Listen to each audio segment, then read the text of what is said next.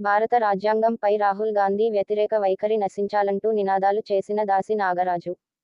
సికింద్రాబాద్ నియోజకవర్గం మహంకాళి జిల్లాలో parliamentary Congress party ప్రతిపక్ష నేత రాహుల్ గాంధీ అమెరికా విదేశీ గడ్డపై భారతదేశ రాజ్యాంగాన్ని, సార్వభౌమాధికారాన్ని, దేశ ప్రతిష్టను భంగపరిచినందుకు మహంకాళి సికింద్రాబాద్ జిల్లా బైబిల్ హౌస్ చౌరస్తాలో బీజేపీ ఎస్సీ మోర్చా జిల్లా అధ్యక్షులు ఎస్ రాజు ఆధ్వర్యంలో నిరసన కార్యక్రమం నిర్వహించడం జరిగింది. ఈ కార్యక్రమానికి ముఖ్య అతిథిగా ఎస్సీ మోర్చా రాష్ట్ర ప్రధాన కార్యదర్శి క్రాంతి కిరణ్, ఎస్సీ మోర్చా రాష్ట్ర అధికార ప్రతినిధి, ఎస్సీ మోర్చా జిల్లా ఇన్ఛార్జ్ డాక్టర్ దాసి నాగరాజు పాల్గొన్నారు. Doctor B R. అంబేద్కర్, బాబు జగజీవన్ రామ్ విగ్రహాలకు పూలమాలలు సమర్పించి ఘనంగా నివాళులు అర్పించారు. ఈ సందర్భంగా క్రాంతి కిరణ్, దాసి నాగరాజు మాట్లాడుతూ రాహుల్ గాంధీ భారతదేశ ప్రతిష్టను, రాజ్యాంగాన్ని, సార్వభౌమాధికారాన్ని విదేశాలలో అసభ్యకరంగా మాట్లాడడం చాలా సిగ్గుచేటు అని వెంటనే రాహుల్ గాంధీ భారతదేశ ప్రజలకు క్షమాపణలు చెప్పాలన్నారు. లేకపోతే రాబోవు కాలంలో ప్రజలే రాహుల్ గాంధీకి బుద్ధి చెప్తారన్నారు. ప్రధానమంత్రి నరేంద్ర మోడీ ఆధ్వర్యంలో భారతదేశం అన్ని రంగాలలో అభివృద్ధి చెందుతూ ఉంటే కాంగ్రెస్ పార్టీకి, రాహుల్ గాంధీకి అభివృద్ధి కనపడకపోవడం దురదృష్టకరమన్నారు.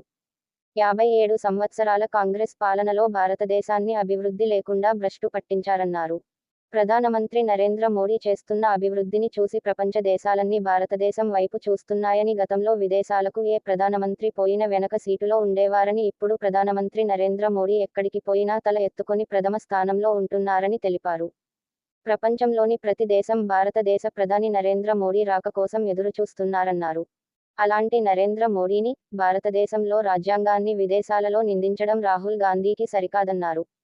భారతదేశంలో కాంగ్రెస్ పార్టీ అధికారంలోకి వస్తే భారత రాజ్యాంగాన్ని మారుస్తామని, అవసరాన్ని బట్టి రిజర్వేషన్ల రద్దు చేస్తామని రాహుల్ గాంధీ మాట్లాడడం రిజర్వేషన్లపై కాంగ్రెస్ పార్టీ విస్పష్టమైన వైఖరిని తెలియజేస్తుందని, రిజర్వేషన్ల అమలు కాంగ్రెస్ పార్టీకి ససేమిరా ఇష్టం లేదని, రిజర్వేషన్లుపై వ్యతిరేకంగా మాట్లాడిన రాహుల్ గాంధీ వెంటనే బేషరతుగా దేశ ప్రజలకు క్షమాపణ తెలియజేయాలని డిమాండ్ చేశారు.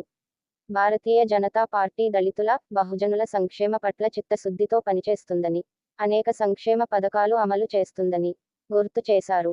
భారత రాజ్యాంగాన్ని రాసిన డాక్టర్ బి.ఆర్. అంబేద్కర్ను చట్టసభలకు రాకుండా అడ్డుకున్న హీనమైన చరిత్ర కాంగ్రెస్ పార్టీని విమర్శించారు.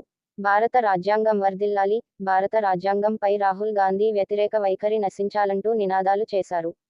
ఈ కార్యక్రమంలో నిజాంపేట బాచుపల్లి అధ్యక్షులు భిక్షపతి యాదవ్, ప్రసాద్ రాజు, మీడియా సెల్ కన్వీనర్ సుమన్ రావు, జిల్లా అధికార ప్రతినిధి, స్వచ్ఛ్ భారత్ కన్వీనర్ శిల్పారెడ్డి, నర్సింగ్ రావు, రమేష్, నరసింహ, కృష్ణమూర్తి, వేణు, సత్యనారాయణ, వీరన్న, కొంకి రాము, కోనాల కిరణ్ తదితరులు పాల్గొన్నారు.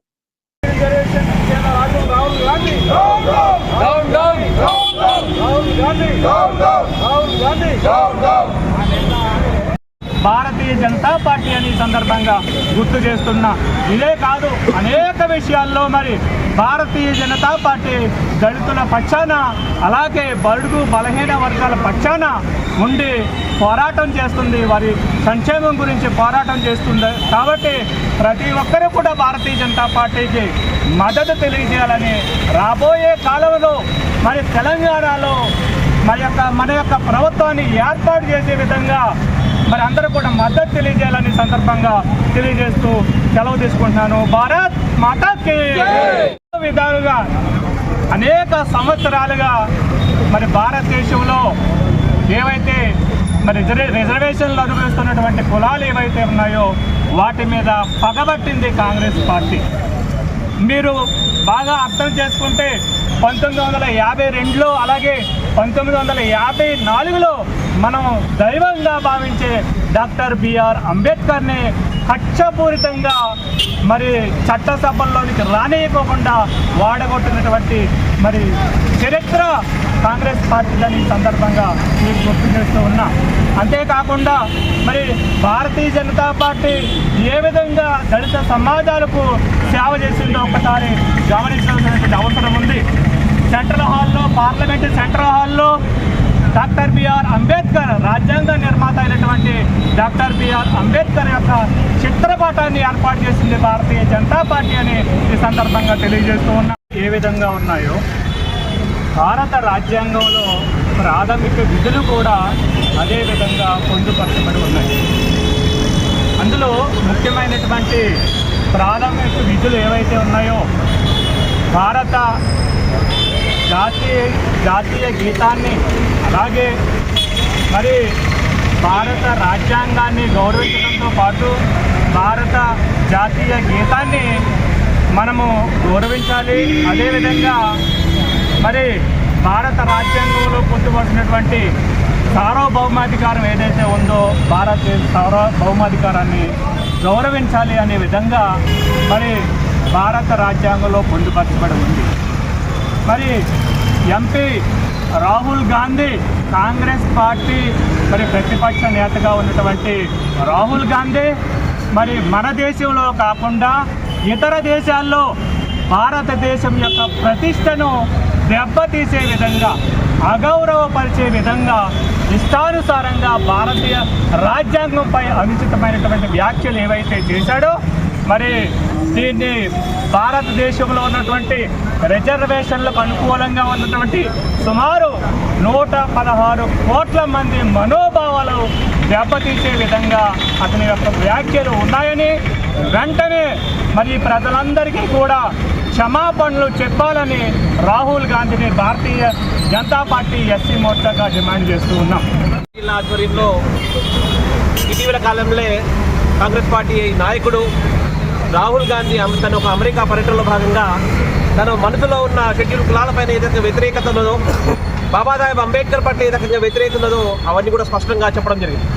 ఆయన వ్యాఖ్యానిస్తూ చెప్తూ ఏమన్నాడంటే, మేము కనుక రాబోయే రోజులు అధికారంలోకి వచ్చినట్టయితే ఖచ్చితంగా రాజ్యాంగాన్ని రద్దు చేస్తాము, రాజ్యాంగంలో ఉన్న రిజర్వేషన్ కూడా రద్దు చేస్తాము అని స్పష్టంగా చెప్పడం జరిగింది. ఇది స్పష్టంగా ఇప్పటి నుంచి కాదు, డాక్టర్ బాబాసాహెబ్ అంబేద్కర్ ఏ రోజైతే రాజ్యాంగం రాసిండో ఆ రోజు నుంచి కూడా కాంగ్రెస్ పార్టీ ఇదే రకంగా బాబాసాహెబ్ అంబేద్కర్ని కానీ బాబాసాహెబ్ అంబేద్కర్ రాసిన రాజ్యాంగాన్ని కానీ విరుద్ధంగా పనిచేసుకుంటూ వస్తున్నారు. మనమందరం కూడా స్పష్టంగా తెలుసు, రాజ్యాంగాన్ని డాక్టర్ బాబాసాహెబ్ అంబేద్కర్ రాసిన రాజ్యాంగం సమర్పించిన రోజు స్పష్టంగా ఆయన అనడం జరిగింది. కానీ ఆ రోజే కాంగ్రెస్ పార్టీ అధినేత ఎవరైతే పండిత్ జవహర్లాల్ నెహ్రూలో ఆయనకు ఏమాత్రం ఇష్టం లేకుంటే డాక్టర్ బాబాసాహెబ్ అంబేద్కర్ రాజ్యాంగం రావడం ఇష్టం లేకుంటే ఆయన రాసిన రాజ్యాంగం పట్ల ఏమాత్రం గౌరవం లేకుంటే పండిత్ జవహర్లాల్ నెహ్రూకి దానికి ప్రతిబింబమే ఆ రోజు ఆర్టికల్ 370ని జమ్మూ కాశ్మీర్లో అమలు చేయడం. డాక్టర్ బాబాసాహెబ్ అంబేద్కర్ పోయి మన యొక్క దేశ ప్రతిష్టను దెబ్బతీసే విధంగా మాట్లాడడం దానికి కారణంగా ఈరోజు తెలంగాణ రాష్ట్రం మొత్తంలో కూడా ఈ యొక్క రాహుల్ గాంధీ దిష్టి బొమ్మ దానం కార్యక్రమం నిర్వహిస్తున్నాము. కాబట్టి ఈ యొక్క కార్యక్రమానికి ముఖ్య అతిథిగా విచ్చేసినటువంటి మన రాష్ట్ర ఎస్సీ మోర్చా ప్రధాన కార్యదర్శి క్రాంతిశేఖర్ గారు మరియు మాంకాలి జిల్లా ఇన్ఛార్జి అయినటువంటి నాగరాజు గారు మరియు ఇక్కడ డివిజన్ నాయకులు రాష్ట్ర నాయకులు అందరూ కూడా పేరు పేరున ధన్యవాదాలు తెలియజేస్తున్నాము. ఈ యొక్క విషయంపై మన రాష్ట్ర ప్రధాన కార్యదర్శి క్రాంతి కిరణ్ గారు వివరంగా మనకు చేసిన ఈ యొక్క ప్రసంగంపై వివరణ ఇస్తారు.